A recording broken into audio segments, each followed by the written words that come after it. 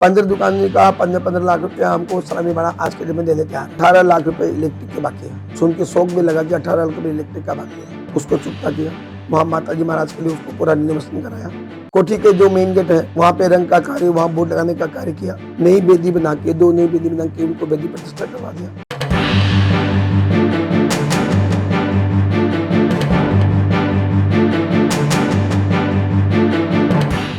जय जिनेंद्र, स्वागत है आप सभी का हमारे विशेष कार्यक्रम प्रेरणा में। एक ऐसा कार्यक्रम जो आपको रूबरू कराता है आपके बीच, आपके आसपास और आपके समाज के उस शख्सियत से जिन्होंने अपने जीवन में नए नए आयामों को, नए नए ऊंचाइयों को अचीव किया। ऐसी ही एक शख्सियत आज हमारे बीच में है जिनसे हम आपको रूबरू कराने जा रहे हैं, जो वर्तमान में बंगाल बिहार उड़ीसा दिगंबर जैन तीर्थ क्षेत्र कमेटी के सचिव हैं और साथ ही कई सारी संस्थाओं में उच्च पदस्थ पदाधिकारी के रूप में अपने कार्य सेवाएं निरंतर देते आ रहे हैं। उनका नाम है श्रीमान सुरेश सेठी कानकी। ये एक नाम जो वर्तमान में काफी चर्चा का विषय है और ऐसा ही नहीं कि सुरेश कानकी को कोई नहीं जानता, अपितु बंगाल बिहार उड़ीसा तीर्थ क्षेत्र कमेटी में पदभार संभालने के बाद इन्हें एक बंगाल बिहार उड़ीसा क्षेत्र के अलावा ही संपूर्ण भारतवर्ष के लोग भी इनके नाम से परिचित हो चुके हैं।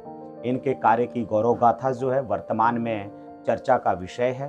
तमाम तरीके के विकास के कार्य इनके द्वारा कराए गए हैं। तो आइए आज आपको रूबरू कराते हैं और साथ ही जानते हैं कि इन्होंने किस तरीके से क्रमबद्ध तरीके से इस विकास की पहिए को लेकर आगे चले और आज वर्तमान में इन्होंने कहां कहां पर क्या क्या कार्य कराया और आगे इनकी क्या क्या योजनाएं हैं जो कि समाज को समर्पित करना चाहते हैं। आखिर कैसे तीर्थ क्षेत्रों की रक्षा के लिए इनके कदम, इनके सोच और इनके विचार निरंतर आगे बढ़ते जा रहे हैं।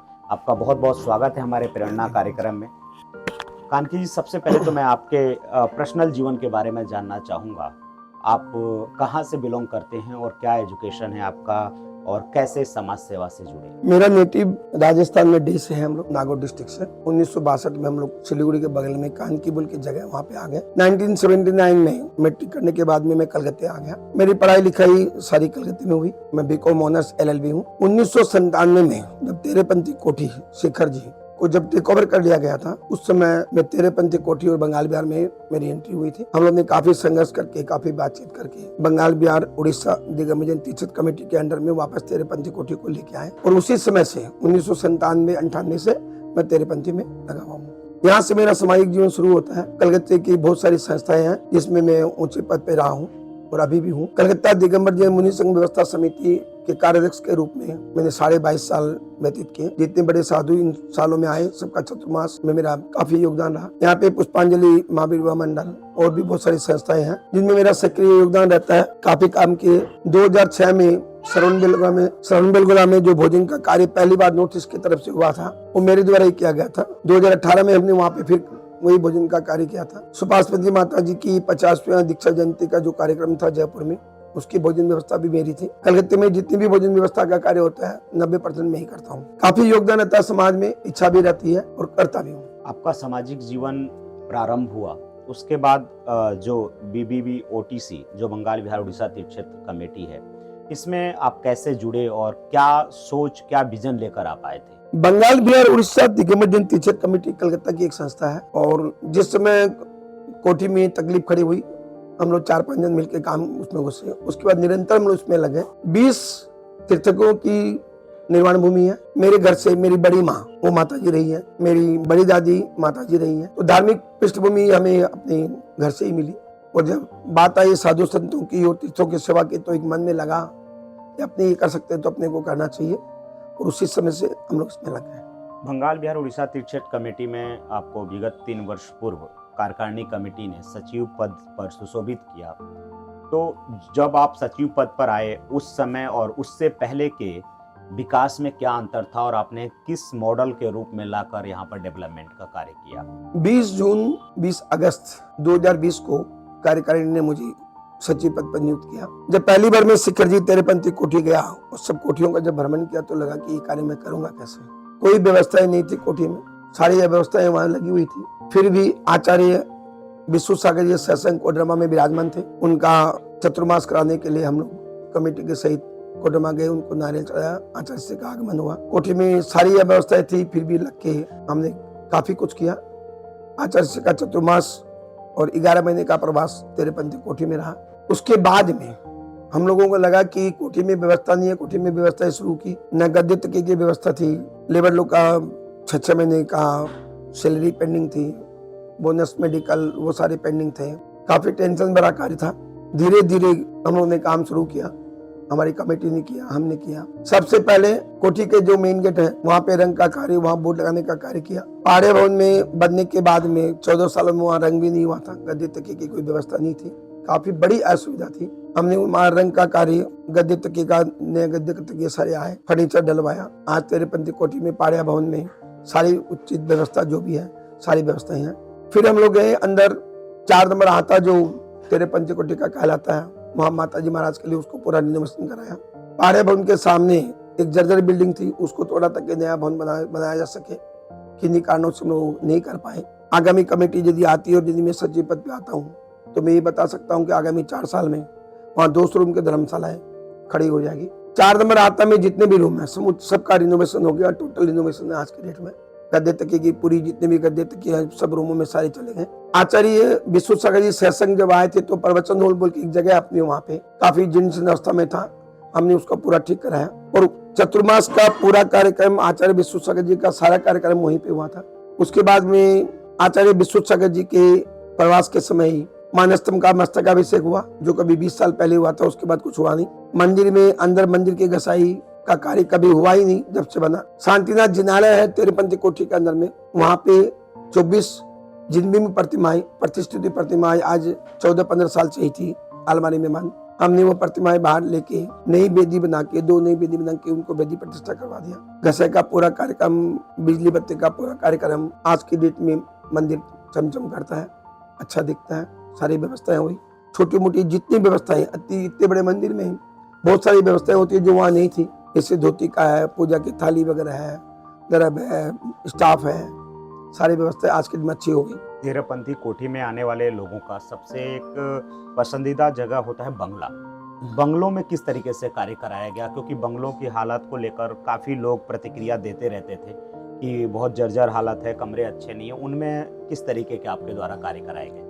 तेरेपंथी कोठी में जिस बार मैं पहली बार गया था तो जब बंगले के भ्रमण के समय जब बंगलों में घुसा तो वहाँ पे जो सोफे थे उसके अंदर में पिल्लू पड़े थे। देख के लगा कि यार करेगा क्या हम लोग। तो वहाँ से बंगलों का रिनोवेशन शुरू हुआ। वहाँ पे टोटल 57 बंगले हैं, 38 बंगले आज की डेट में बढ़िया बन गए, कोई भी वहाँ रुक सकते हैं। एसी 17-18 बंगले में एसी लग गए, बाद बाकी में एसी की प्रक्रिया चालू है। सामने कमिंग टाइम पे यदि मैं सचिव वापस आता हूँ तो सारे बंगले, सारी व्यवस्थाएं अच्छी हो जाए। अभी देखिए सारी चीजें चलती रही। तेरा शिखर जी में जमीनों को लेकर भी बहुत लंबे चौड़े विवाद रहे हैं। मैं लगातार सुनता रहा हूँ कि तेरेपंथी कोठी के बहुत सारी जमीनें जो हैं विवादित स्थितियों में पहुंची, उनका निपटारा किस तरीके से आपने किया और वो अभी किस स्टेज पर पहुंची हैं, कहाँ कहाँ तक क्या क्या कार्य चल रहे हैं? बहुत अच्छी बात है ये। जब मैं पहली बार सचिव बना तो मेरे से ये पूछा गया कि आपके उद्देश्य क्या है। मेरे 2 उद्देश्य थे, एक तो जमीन कवर करना और दूसरा कि जो भी यात्री यदि यहाँ आते हैं और यदि हमको रूम के लिए फोन करते तो मेरा मंत्री बना रहना उचित। तो हमने रूम की व्यवस्था आज की डेट में 5000 आदमी के रुकने की व्यवस्था तेरेपंथी कोठी में उत्तम क्वालिटी की हो गई। अब आइए जमीन पे। जमीन का ऐसा था कि जमीन का विवाद शुरू से है।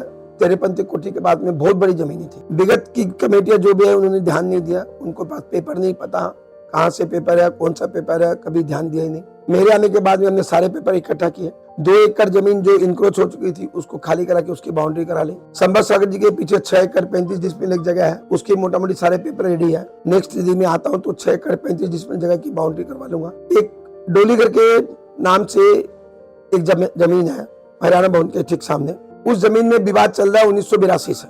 हम लोग एक जगह केस हार गए, हाईकोर्ट में भेजे, हाईकोर्ट में अपील की, पिछली कमेटी उसको एक्सेप्ट नहीं करा पाई। मेरी टाइम पर जो कमेटी आई यार हम लोग ने जो किया लिए एक्सेप्ट हो गई।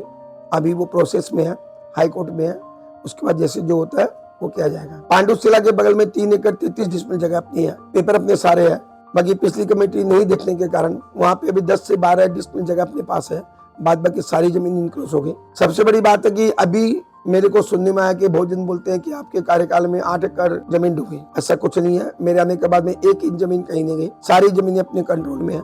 हाँ, जो जमीनें पिछली वाली कमेटी के साथ उन्होंने जो किया वो दब गई, उस पर हमने भी हाथ नहीं दिया। अभी जो खाली जमीनें अपने पास है और जो खाली करवा के ले सकते हैं, अभी मैं उसमें लगा हुआ हूँ। शिखर जी में बहुत सारी जमीन अपने पास है। कमिंग टाइम पर मैं चेष्टा करूंगा कि कम से कम कमेटी को 20 एकड़ जमीन की बाउंड्री करा के दे दूं। ये तो सारी चीजें विकास की रही। शिखर जी एक बहुत संवेदनशील जगह है और तमाम तरीके की छुटपुट घटनाएं भी होती रहती है। एक सुरक्षा बहुत बड़ा एजेंडा है वहाँ का। कई सारे भवनों में सुरक्षा दृष्टिकोण से कुछ भी नहीं है, और सुरक्षा दृष्टिकोण को मजबूत करने के लिए आपके द्वारा 13पंथी कोठी में क्या कार्य कराया गया? मेरे सचिव पद पे आने के बाद में जब मैं पहली बार वहाँ गया था तो लोकल थानेदार जो ऑफिस में आया था, तो सुरेश जी यहाँ पे सुरक्षा की दृष्टि से सीसीटीवी होना बहुत जरूरी है। हमने कहा सर 2-3 महीने का टाइम दीजिए, मैं ये काम कराता हूँ। और सच मानो हमने कमेटी में बात रखी, कमेटी ने स्वीकृति दी। आज 122 कैमरे सीसीटीवी के वहाँ लगे हुए हैं। चारों तरफ से कोठी सुरक्षित है, सारी सीसीटीवी एक्टिव रहती है और एनी टाइम एक्टिव रहती है, उसकी सारी रिकॉर्डिंग होती है। 2-3 घटनाएं हुई थी, सीसीटीवी में आई थी और वो पकड़ी गई, तो उनका निराकरण हो गया। एक बहुत बड़ी समस्या शिखर जी में है बिजली को लेकर, और यात्री भी काफ़ी परेशान रहते हैं कि पावर कट बहुत अधिक होता है। और ये समस्या शुरू से चली आ रही है कि 13पंथी कोठी में जनरेटर की सुविधा बहुत कम थी, क्योंकि दिन में पावर कट कर दिया जाता था। पावर कट होने पर लिफ्ट नहीं चलते थे। इस व्यवस्था को किस तरीके से आपने वहाँ मैनेज किया और क्या व्यवस्थाएं चालू की? ठीक बात है। 13पंथी कोठी में जो भी जनरेटर है वो सदियों पुराने हैं, 30-40 साल, 25 साल, 30 साल के पुराने हैं। जनरेटर की सर्विस नहीं होती है, यहाँ से आदमी जाता है, कर नहीं पाता है, कभी ये उठ गया, कभी वो उड़ गया। तो उसके लिए हमने अभी 1 साल में 3 नए जनरेटर 165 kV के लिए, एक पहाड़ियाबंद में लगा, 2 आपको जनरेटर रूम जहाँ वहाँ पे लगा हुआ है। आज की डेट में उन जनरेटर से इतनी व्यवस्था होगी कि सारी एसी चलती है, सारे गर्म पानी हीटर वगैरह सारे चलते हैं। तो ये व्यवस्था हमने वहाँ पे कर ली। यात्रियों के व्यवस्थाओं के अलावा मंदिर के निर्माण में क्या क्या आपके द्वारा कार्य कराया गया? 13पंथी कोठी का जो मंदिर है, जो मेन मंदिर है, काफी पुराना है। ऊपर में जो छत है, आप विश्वास करो, मैंने वहाँ पे काम कराया है तो वहाँ पे चूना सुर्खी, एक हाथ की चूना सुर्खी ढलाई पे ढलाई होती गई, कभी उसको तोड़ा नहीं गया। अभी जितनी है उसमें 70%, 60 से 70% जगह है कि हमने नई ढलाई बना दी। नई ढलाई मेरी वहाँ हो गई। 3 बड़े शिखर है, उनका कार्य मेरा कंप्लीट हो गया। बाद में शिखर का जो कार्य है वो चल रहा है। नंदीश्वर द्वीप की जो भी पूरी ऊपर की जो ये है छत है, उसका कार्य करने की योजना थी, क्योंकि इलेक्शन आ गया, हम लोग इसमें लगे, इसलिए वो कार्य भी रुका हुआ है। यदि मैं आता हूँ तो नंदीश्वर द्वीप के ऊपर की ढलाई और महावीर भगवान का जो चितालय है उसके ऊपर की ढलाई, ये 2 कार्य वहाँ पे बड़े बाकी है, वो कार्य कर। 13पंथी कोठी में चारों तरफ निर्माण होने की वजह से वहाँ पर एक शौचालय की बहुत असुविधा रहती है। उसके लिए अभी क्या योजना बनाई और किस तरीके का विकास कार्य किया गया है? 13पंथी कोठी में जितने भी रूम है, सब रूम के अंदर में लेटरिन बाथरूम है। कॉमन लेटरिन बाथरूम वहाँ पे था नहीं, तो अभी हमने 3 महीने पहले 4 नंबर आता कुआ के बगल में 6 लेटरिन, 6 बाथरूम, 2 चेंजिंग रूम का निर्माण करवाया है। 1 नंबर आता मानस्तंभ के बगल में, वहाँ पे 6 लेटरिन, 6 बाथरूम का कॉमन आदमी के लिए, जो भी यात्री जाते हैं उनके लिए कराया है, ताकि सभी उसका लाभ ले सकें। एक और विषय हम लोग जैसे चर्चा कर रहे हैं, आपने बोला कि अच्छा फंड हम आने वाले कमेटी को देंगे, आप आए या फिर कोई भी आए तो विकास की रफ्तार रुकेगी नहीं। क्या कुछ ऐसा सोर्स जनरेट हो पाया है जो परमानेंट अर्निंग का एक व्यवस्था बन सके कोठी के लिए और इसके विकास के पहिए कभी रुके नहीं? 13पंथी कोठी में बहुत सारी दुकानें हैं। 13पंथी के अंदर 1 नंबर आता में 6 दुकानें हैं। सदियों से उनका भाड़ा नहीं लिया गया था। मेरे आने के बाद में वहाँ से भाड़ा हमने कलेक्शन किया। बांग्ला परिसर के आगे हमारी दुकानें हैं, वहाँ से भाड़ा हमने कलेक्शन किया। मेरे 3 साल के कार्यकाल में हमने 36 लाख रुपए भाड़े में उठाए। कोठी के मेन गेट के बगल में हमारी 18 दुकानें हैं। 18 दुकानें से मेरा एग्रीमेंट हुआ है, 4 लाख रुपया करके वो लोग भाड़ा देंगे। अभी तो उन्होंने दिया नहीं, क्योंकि उनसे एग्रीमेंट है कि आप नई दुकान बना के दोगे, उस पैसे के साथ में हम ये पैसा दे देंगे। तो नई दुकान अभी हम लोग बना नहीं पाए, तो उनका भी बड़ा रुपया आना है। और ये भाड़ा जैसे ही उनका रुपया आना है, उसका उनके सबके भाड़ा बढ़ जाएगा और वो सलामी भाड़े के रूप में भी हमको कुछ पैसा देंगे। उसकी भी बातचीत हमारी हुई है। हरियाणा भवन के बाहर जो अपने जगह है, वहाँ पे 9 दुकानें हैं। 9 दुकानें में हर दुकान का 15 लाख रुपया देने तैयार है। खाली उसकी गलती हमारी क्या हो गई कि पहले की कमेटी ने आगे जब इंक्रोच कर रहे थे तो वो लोग वहाँ पे उनका ध्यान ही नहीं दिया। तो आगे का इंक्रोच हटाने के लिए हमने डीएम को भी चिट्ठी दी है, सभी को चिट्ठी दी है। अभी तक हुआ नहीं। वो यदि होता है, हो जाएगा। वो यदि काम करेंगे हम लोग तो वो हो जाएगा, तो उसका भी हमको बड़ा पैसा मिलना है। और वहाँ पे भाड़ा आज के डेट में जो दुकानें हैं 10,000 रुपया मिनिमम उनका भाड़ा होता है, और वो हम लोग ले लेंगे। इस तरीके के तो बहुत सारे स्पेस है जहाँ पर हम काम करके इसको डेवलप कर सकते हैं और एकदम। दुकानें बनाकर एक बना परमानेंट इनकम सोर्स जनरेट अभी नई बिल्डिंग जो हमने बनाने की सोच रहे हैं उसके अंदर में हमारे 28 दुकानें निकलेगी। 13 दुकानें हमको देनी है, 15 दुकानें हमको मिलेगी। 15 दुकानें का 15 लाख रुपया हमको सलामी भाड़ा आज के दिन में देने तैयार है। 10,000 रुपये भाड़ा, 15,000 रुपये भाड़ा, वो एक नेगोशिएशन कंप्लीट हुआ है। नया भवन बनते ही ये सारी इनकम जनरेट हो जाएगी। स्टाफ के इंफ्रास्ट्रक्चर को लेकर क्या प्लानिंग चल रही है, किस तरीके से स्टाफ बढ़ाए जाएंगे और क्या क्या काम होगा उसमें? अब हमें वहाँ पे कुछ टैलेंटेड स्टाफ चाहिए। पीछे के जो भी स्टाफ है सब बुजुर्ग हो गए, उनसे काम भी नहीं होता, वो ज़्यादा पढ़े लिखे भी नहीं है। अभी जो टेक्नोलॉजी आ गई, सबको कंप्यूटर चाहिए, कंप्यूटर चाहिए, कंप्यूटर चाहिए, बाकी वो हो नहीं पा रहा है क्योंकि पुराने स्टाफ वहाँ पे जो व्यवस्थाएं होती है वहाँ पे पुराने स्टाफ की वो कुछ कॉम्प्लिकेटेड है, तो उनको हटाने के लिए कुछ टाइम लगेगा। आगामी यदि हमको चांस मिलता है, यदि हमको चुनते हैं, तो मैं चाहूँगा कि पुराने स्टाफ को रिटायर करके सारे टेक्निकल टेक्नीशियन जो भी हैं, कंप्यूटर जो चलाते हैं कि एक बटन में सारा काम हो, उस तरह के स्टाफ हम एम्प्लॉय करेंगे। तो ये हमारी मोटा मोटी आगे की योजना है। यानी ये मान कर चलें कि अगर आप अगला कार्यकाल आपको मिलता है तो युवाओं को भी एक अच्छा मौका मिलेगा वहाँ पर रोजगार के दृष्टिकोण से। ये तो तेरहपंथी कोठी शिखर जी की बात रही, लेकिन आपके कार्य क्षेत्र में बिहार में, बंगाल में और उड़ीसा में भी बहुत सारे तीर्थ क्षेत्र आते हैं, जिसमें चंपापुर, भागलपुर हुआ, खंडगिरी, उदयगिरी हुआ, कटक हुए। यहाँ पर किस तरीके से आपने डेवलपमेंट किया, क्योंकि ये तो वो ऐसे जगह थे जहाँ पर कि विकास करना भी एक बहुत बड़ी चुनौती थी अपने आप में। खंडगिरी, उदयगिरी बहुत बढ़िया क्षेत्र है, पुरातत्व के हिसाब से भी बहुत अच्छा क्षेत्र है। मैं जब पहली बार वहाँ गया तो गोसल सागर जी महाराज वहाँ पे विराजमान है। कोठी में ऐसी कोई सी चीज नहीं दिखी जिस पे गर्व किया जा सके कि ये चीज यहाँ पे कोठी में है। काफी टेंशन भरा माहौल था। महाराज जी के पास बैठे तो महाराज जी बोलने लगे कि सुरेश जी यहाँ पे कुछ नहीं है, यहाँ कुछ करवाओ। 14 साल 13 साल पुरानी प्रतिमाएं वहाँ पे आई हुई पड़ी थी, उनका पंचकलनक होना था, वेदी प्रतिष्ठा होनी थी, कमरे वहाँ पे नहीं थे। काफी टेंशन लगा तो महाराज जी को मैंने कहा कि महाराज जी 1.5 साल का आप हमें टाइम दो, पंचकलनक करके सारी प्रतिमा अपने को विराजमान करनी है। फिर वहाँ पे जो लोकल समाज के जो भी पदाधिकारी थे, मेरे 2-3 पदाधिकारी को जोड़ के वहाँ पे फिर विकास की गंगा हमने चालू की। इन 2.5 सालों में हमने वहाँ पे भोजनशाला का नया निर्माण करवा लिया। 9, 18, 3, 21 नए कमरे एसी के बनवा लिए। जो नीचे मंदिर है, मंदिर में अंदर सोने का काम करवा के उसको बहुत सुंदर बनवा लिया। पहाड़ के ऊपर में जितने मंदिर है सब में सोने का कार्य हो गया। सबसे बड़ी उपलब्धि ये रही कि पहाड़ के ऊपर में तोरण द्वार बनना था, 20 सालों से वो पेंडिंग था, नहीं करवा पा रहे थे, हमने वो काम करवा लिया। आज 95% नहीं 98% तोरण द्वार रेडी है। 1-2% कोई घसाई का काम बाकी है, हो गया। आज से 1.5 से 2 महीना पहले हमने वेदी प्रतिष्ठा करवाई और अभी 7 तारीख से लेके 12 तारीख तक वहाँ पंचकलनक का काम, पंचकलनक हो रहा है, बहुत धूमधाम से, बहुत अच्छा हो रहा है। कटक समाज और भुवनेश्वर समाज, दोनों समाज वहाँ लगी हुई है, सबका बड़ा योगदान है। मैं उन सभी को धन्यवाद देना चाहूँगा कि उनके योगदान से, उनके सानिध्य से ये पंचकलनक बहुत अच्छी तरह से हो रहा है। चंपापुर तीर्थ क्षेत्र में के बारे में जानना चाहूँगा। वहाँ पर तीर्थ क्षेत्र काफ़ी बड़ा था, वहाँ लैंड ऑफ स्क्वायर भी बहुत बड़े थे, कई सारे प्लॉट भी काफ़ी समय तक ओपन एरिया में थे जिस पर कोई भी अपना इंक्रोचमेंट कर सकता था, और वहाँ एक हॉल भी था काफ़ी बड़ा जो कि अपने विकास की अपेक्षा झेल रहा था। वहाँ पर कुछ कार्य आपके द्वारा कराया गया, इस तरीके की चीज़ें हुई? हाँ, बहुत कार्य हुआ वहाँ भी। सबसे पहले तो जब मैं वहाँ की स्थिति का जायजा लिया तो खबर आई कि 18 लाख रुपए इलेक्ट्रिक के बाकी है। सुन के शौक भी लगा कि 18 लाख रुपए इलेक्ट्रिक का बाकी है, उसको चुकता किया। फिर अपनी जमीन के मंदिर के सटी हुई जो जमीन है उसकी बाउंड्री वाल ही नहीं थी, वो बाउंड्री वाल करवाई।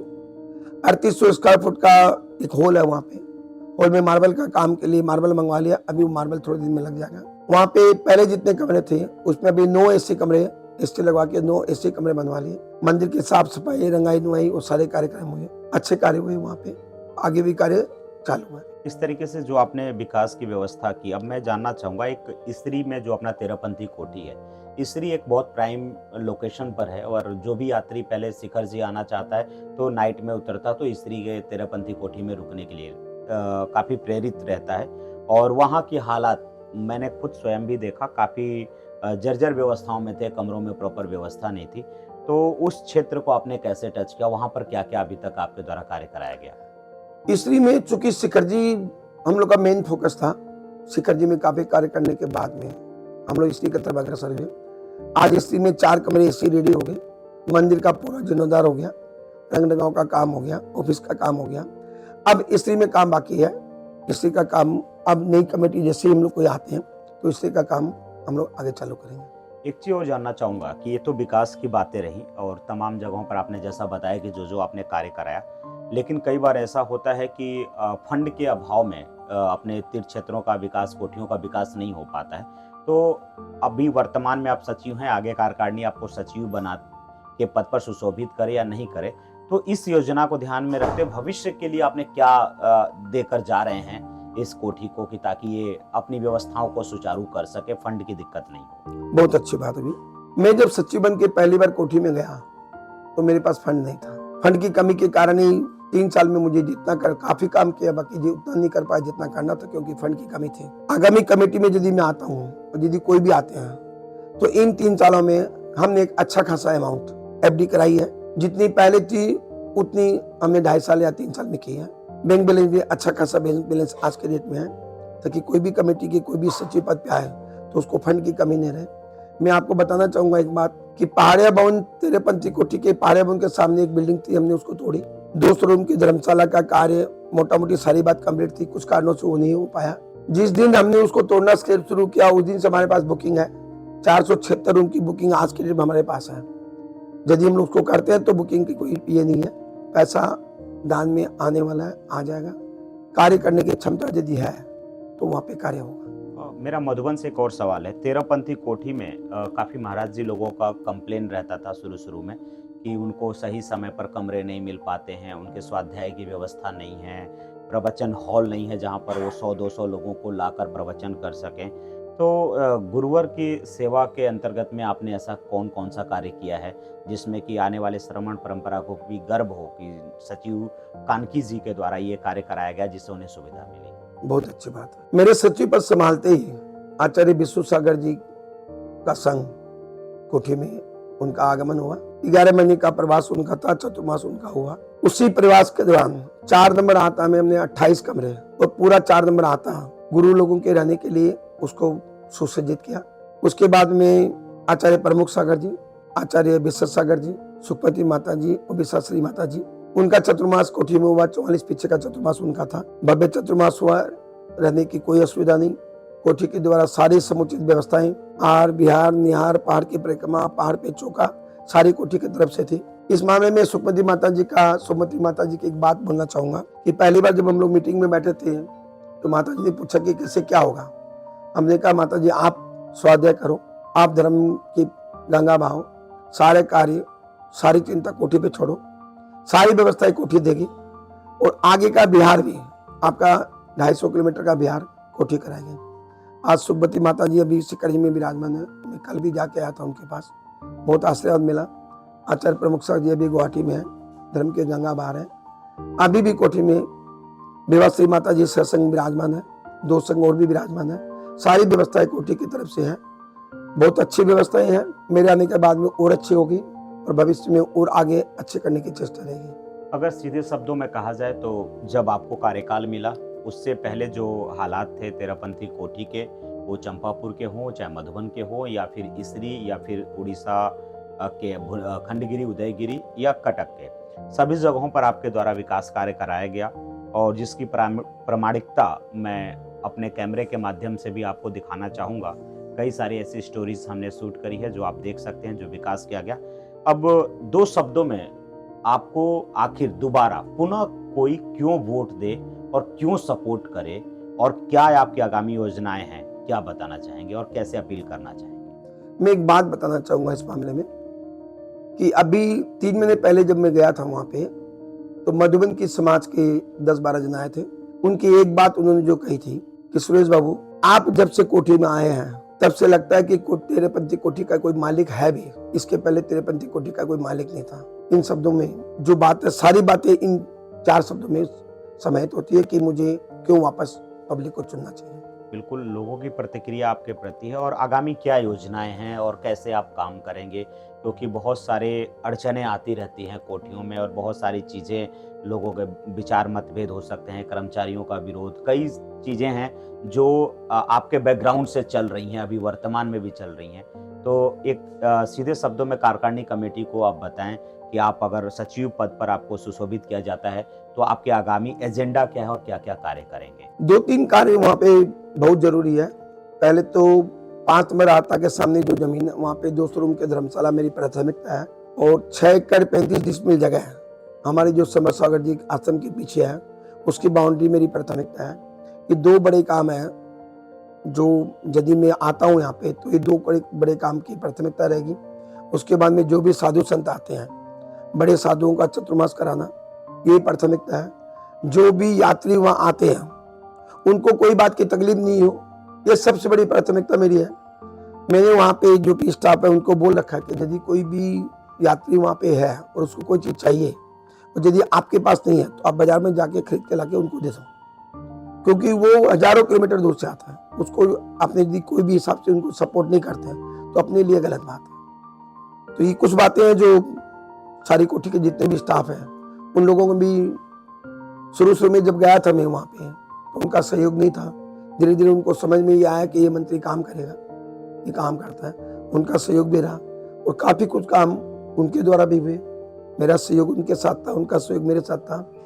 हमने एक अच्छा काम और भी किया था कि जो भी रिटायरमेंट के जो मेरे स्टाफ थे 16 स्टाफ को हमने वहाँ से सहमति दी। अभी भी 7-8 स्टाफ की बात चल रही है, वो भी हो जाएगा। नए स्टाफ की भर्ती करने की भी बात है। हमें वहाँ पे काफ़ी स्टाफ भी चाहिए, जैसे पंडित है, पुजारी है, बुकिंग में है, आवास में है। तो नेक्स्ट यदि मैं आता हूँ तो इनकी भर्तियाँ भी होगी, जो पुराने जो है बुजुर्ग हैं उनका रिटायरमेंट भी होगा। और कुछ बेहतर प्लानिंग जो जिससे युवा जुड़ सके, कुछ कल्चरल एक्टिविटी आपके द्वारा कराने का प्लानिंग जिससे कि समाज को एक नई प्रेरणा मिले। अभी तक तो इससे कोई प्लानिंग हुई नहीं।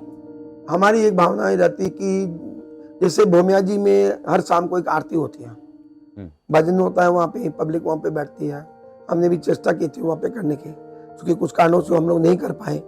ये कार्यक्रम जो है कि हर शाम को कम से कम भी वहाँ भजन हो या आरती हो तो वहाँ पे रहे।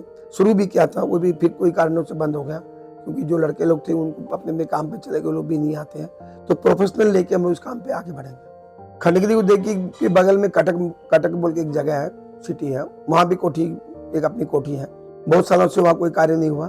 मैं सचिव पद पे आने के बाद में जब वहाँ का भ्रमण किया तो लगा कि यहाँ भी बहुत सारा काम मांगते हैं। तो वहाँ पे 3800 स्क्वायर फुट का एक हम लोगों ने ऑलरेडी किया है। 3 बड़े बड़े शिखर है वहाँ के, बहुत पुराने शिखर थे, उनका पूरा रिपेयरिंग का काम हुआ। अभी वहाँ पे संत निवास का निर्माण हो रहा है, महीने भर में वो संत निवास पूरा कंप्लीट हो जाएगा। वहाँ पे अपनी एक धर्मशाला है, काफी पुरानी है, उसमें मतलब अभी हाथ दिए नहीं है। नेक्स्ट आने के बाद में वो 27 रूम के धर्मशाले हैं, उसको एसी करके बढ़िया करके उसको भी करने का प्रोग्राम है। वहाँ पे इतनी सुंदर प्रतिमाएं हैं, जो को भी सुन रहे हैं यदि वो जाते हैं तो कटक मंदिर उसको जाना चाहिए। बहुत सुंदर प्रतिमाएं, बहुमूल्य प्रतिमाएं हैं। हमारा पूरा ध्यान कटक मंदिर की तरफ है। आगे में से बहुत सारे कार्य वहाँ करने हैं। कम से कम धर्मशाला जो कार्य है उसको एसी लगा के रेडी करते हैं, तो वहाँ पे जो भी भाई बंधु जाते हैं वहाँ रुकने की जगह बन जाएगी, तो वो कार्य और वो क्षेत्र काफी विकसित करेगा। बहुत बहुत धन्यवाद। आप सुन रहे थे सुरेश कानकी सेठी जी, जो वर्तमान में सचिव हैं और भविष्य में भी इनकी एक प्रबल इच्छा है कि सचिव पद पर वापस इन्हें मनोनीत किया जाए। वाकई विकास के व्यवस्थाओं के बारे में मैं अपनी भी थोड़ी सी राय रखना चाहूँगा। करीब 15 सालों से लगातार शिखर जी मेरा आना जाना रहता है। वहाँ जो व्यवस्थाएं आज से 3 साल पहले जो थी और जो अब वर्तमान में, उसमें काफ़ी ज़्यादा बदलाव आ चुका है। आप देखेंगे वहाँ साफ सफाई की व्यवस्थाएं, वहाँ कमरों की व्यवस्थाओं को देखेंगे या बंगले की व्यवस्था देखेंगे, या यात्रियों के लिए सबसे एक कठिन समय होता था रात के समय जब वो लोग आते थे तो उन्हें वेटिंग के लिए कोई भी स्थान सुनिश्चित नहीं था। वो जहाँ तहाँ सड़कों पर ही अपने समय को काटते थे। जब ऑफिस ओपन होता था तब जाकर उन्हें कमरे मिलते थे। लेकिन इस सचिव जी के कार्यकाल में वहाँ पर एक वेटिंग एरिया बनाया गया, जहाँ पर यात्री रात को 2 बजे आए या 12 बजे आए, वहाँ पर रुकने की एक समुचित व्यवस्थाएं हैं जो एक व्यक्ति को रिक्वायरमेंट होती है। तो इस तरीके से विकास का कार्य किया गया। अब आपके ऊपर डिपेंड है कि आगामी जो इलेक्शन है उस इलेक्शन में सचिव पद पर आप किसे देखना चाहते हैं। सुरेश सेठी कानकी जी ने अपना मत, अपना विषय, अपने एजेंडे आपके सामने रखे हैं और जिसे हम आपके पास तक पहुंचा रहे हैं। ऐसे तमाम हस्तियों से आपको रूबरू कराते रहेंगे। तब तक के लिए दीजिए इजाजत। जय जिनेंद्र। जय जिनेंद्र।